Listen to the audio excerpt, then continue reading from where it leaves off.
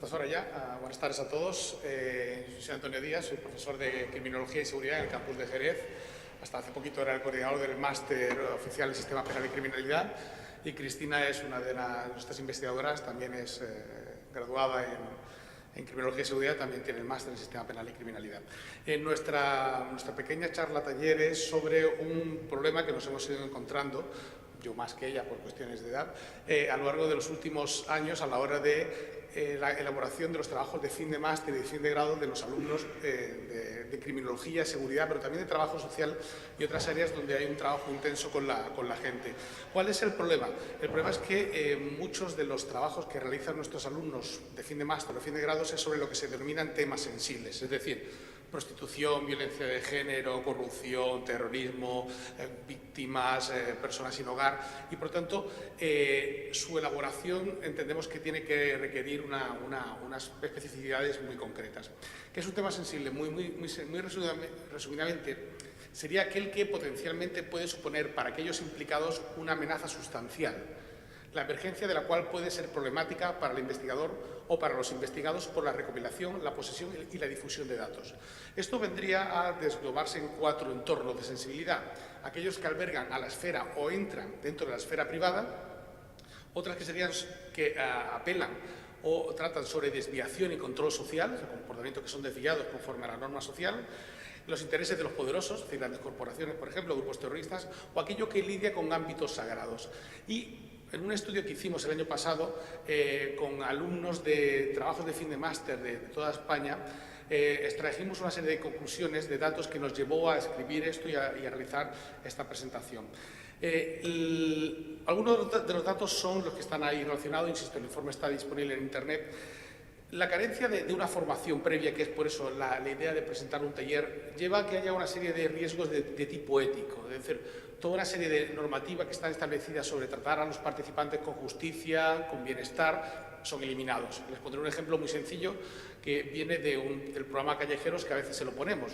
Se acerca al presentador a un polígono industrial y es directamente: buenos días, ¿es usted puta? ¿Puedo hablar con usted? Pues poco más o menos es lo que nuestros alumnos acaban haciendo. Por tanto, hay elementos éticos, hay problemas también legales. En algunas universidades ha habido problemas legales, sobre todo de responsabilidad civil.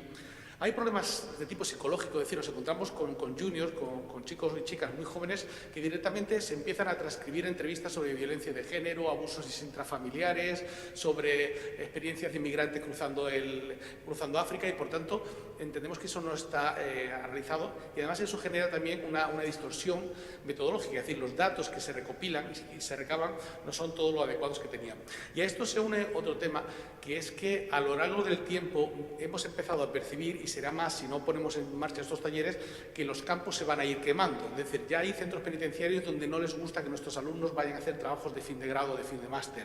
Asociaciones que ya están quemadas porque pasan los alumnos, no cumplen su compromiso, no envían el trabajo final, no tienen cuidado tratando a los participantes, etcétera, etcétera. Y claro, a diferencia de nuestro anterior colega físico, donde uno puede inventarse los protones y los neutrones, nosotros no podemos inventarnos nuestro trabajo de campo. En el estudio que hicimos el año pasado se indicaba que el 57% de los alumnos indicaban que tenían ideas preconcebidas antes de llegar al campo sobre ese fenómeno. Otro elemento es que el 69% de los alumnos no percibió que su trabajo tenía ningún riesgo, incluso cuando ha sido sobre prostitutas, sobre drogadicción, sobre ámbitos o barrios poco recomendables. Y, por ejemplo, el 26% entendía que su tutor ejercía un cierto papel de apoyo psicológico y emocional. Todo esto nos hizo entender que había que estructurar algún tipo de taller, que es el que vamos a explicarle ahora, estructurado en 3 partes, que explicará Cristina, en piensa, siente y actúa. Bueno, buenas tardes a todos. El taller está estructurado, en primer lugar, en piensa, que el objetivo del taller es que el alumno elabore el protocolo de investigación. Es decir, nos encontramos con que muchas veces el tutor ve la investigación final y realmente qué es lo que quiere hacer el alumno cuando el alumno le entrega el primer borrador del TFG o del TFM. Entonces, esta parte del taller pues pretende que antes de que el alumno ponga un pie en el trabajo de campo tenga perfectamente escrito qué es lo que va a hacer exactamente. La segunda parte del taller, siente, lo que tiene como objetivo es enseñar al alumno a gestionar sus emociones en el trabajo de campo. Nos hemos encontrado, por ejemplo, gente que iba a trabajar con asociaciones de transexuales y se encontraban con que los transexuales le trataban, bueno, no mal, pero sí como que, ¿esto qué es? ¿Tú por qué vienes aquí? Entonces, eso tiene unas implicaciones emocionales en el alumno. Todas esas implicaciones pues, se tratan antes. Y en tercer lugar, la parte actúa es el tutor, es, digamos, empoderar al tutor y hacerle ver que tiene que tener una parte más, una función, un rol más activo en la supervisión de todas las fases del trabajo del alumno. Aquí está la fase en concreto especificada. En el protocolo de investigación nosotros planteamos que la primera parte el alumno tenga que responder a por qué es pertinente realizar mi investigación. O sea, no tiene que ser, es que a mí esta investigación me encanta o es que tengo 3 amigos inmigrantes que es que me van a contestar todo lo que yo quiero. No, perdona. ¿Por qué quieres realizar esta investigación? Lo siguiente es cómo vas a utilizar esos datos y cómo los vas a tratar. Entonces, tú vas a publicar, por ejemplo, esos datos. En criminología en concreto hay un premio que se da a los mejores trabajos de fin de grado en criminología. Evidentemente, la difusión que tiene esos trabajos de fin de grado no son los mismos que un trabajo de fin de grado que se queda simplemente en la defensa. Eso el alumno lo tiene que prever antes para saber qué va a hacer con esos datos. La siguiente es la pregunta de investigación, que a veces se nos diluye un poco porque la pregunta de investigación realmente lo que hace es acotar qué es lo que le voy a preguntar a la persona. Y cuando estamos hablando de unos ámbitos de sensibilidad, esto es muy importante, porque tú no puedes ir, por ejemplo, a una prostituta y empezar a preguntarle lo que se te ocurra. Tienes que saber qué es lo que vas a preguntarle previamente.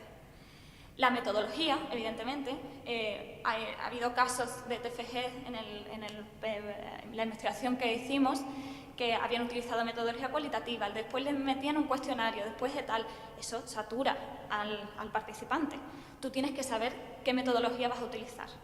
Y por último, los aspectos éticos y legales, y especialmente la reflexión sobre los aspectos éticos y legales, es decir, cómo voy a minimizar estos riesgos que estoy identificando y cómo voy a garantizar el anonimato de los participantes y la seguridad en los datos. Lo que permite esta primera fase es prever todos los potenciales problemas que pueden surgir. Es decir, ¿por qué hay que entrevistar siempre a estos colectivos? Sí que son los más cercanos, pero digamos lo estamos sobreestigmatizando. ¿Realmente necesitamos entrevistar a 20 prostitutas para obtener esta información? Con 10 no nos serviría. Tenemos que hacer las cosas de esta forma. Es decir, es obtener la información teórica para adelantarnos a los problemas que hay en el campo y que nos lleven a la segunda fase del taller, que sería la de siguiente. Es decir, la primera sería la parte teórica de documentación que podemos hacer y la segunda es cómo gestionamos esas sensaciones que se van produciendo. No podemos olvidar que la diferencia sociocultural que hay entre nuestros estudiantes, afortunadamente, y los colectivos con los cuales van a trabajar es enorme. Por tanto, realmente, teóricamente han podido leer algo, pero no saben emocionalmente qué se van a encontrar. Ejemplo, por ejemplo, de cuando se entrevista a prostitutas. Directamente no sabe.